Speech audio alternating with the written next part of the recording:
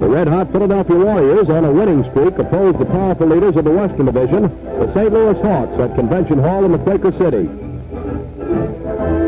Veteran Warrior Paul Arizin, the fourth top scorer in the history of the NBA, is running second this season to Wilt Chamberlain as the tribe's most prolific scorer. Chamberlain is the man most responsible for the transformation of the Warriors from tail-enders of a year ago into strong title contenders.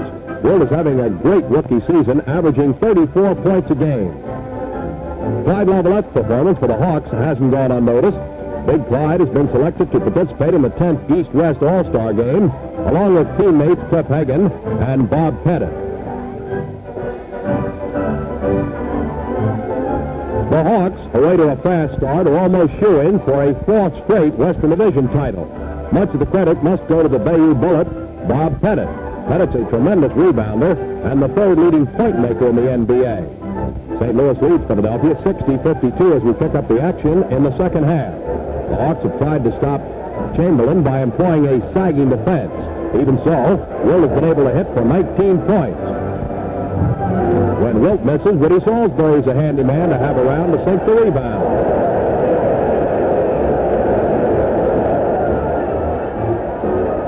The Hawks are shooting for their fourth decision over the Warriors in 5 encounters. St. Louis feeds the ball to Lavalette. Clyde snaps the cords with a hook to give the Hawks a 70-64 margin. St. Louis forms a defensive ring around Chamberlain, but 7-foot 1-inch Wilt manages to slam in his famous dunk shot without much trouble. No wonder he's been dubbed the Big Dipper. Number 13, Chuck Scher, who came out of retirement to bolster the fierce Hawk attack, pops in a follow-up shot to keep St. Louis ahead, 81-79. When Chamberlain isn't pouring in points himself, he makes sure that his mates are given the advantage of the extra shot. Woody Salisbury makes good this time with a jumper. The drive is close at 83-85 after 3 quarters. The Warriors begin to roar past the Hawks in the final period. Vern Hatton penetrates the defensive setup, being used against Wilt with a quick pass into Chamberlain, who goes over his defender to lay in a tribe tally. Vern Hatton, who has replaced the injured Guy Rogers in the backcourt for the Warriors, connects with his deadly one-hander from the corner. Warriors 90, Hawks 86. The Hawk attack is being hampered by the pressing tactics of the Warriors, but Bob Pettit shakes himself free, takes a quick pass, and racks up a twin-pointer for St. Louis. The Warriors invade the Hawk roost. Chamberlain, who has been held at 4 points in this half, takes a pass and rolls off the pivot. Wilt clicks with one of his varied shots, a fall-away jumper. Pettit dribbles across with the ball. The former LSU All-American drops into the corner and rifles in a direct hit. That gives Pettit 24 points, but the Hawks trail 95-103.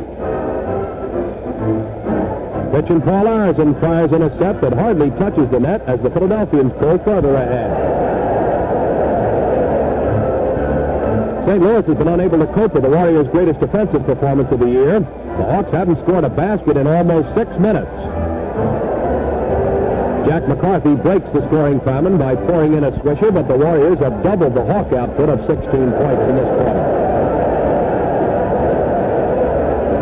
Paul Arizin rips the cords with his patented jump shot from side court to give the surging tribe a 119-101 cushion. Arizin, 34 points, makes him the top scorer of the evening. Vern Hatton slaps the ball away from Slater Martin and tosses to Tommy Gola. Gola scores the clincher with a driving layup to give the Warriors a 121-101 victory over the St. Louis Hawks.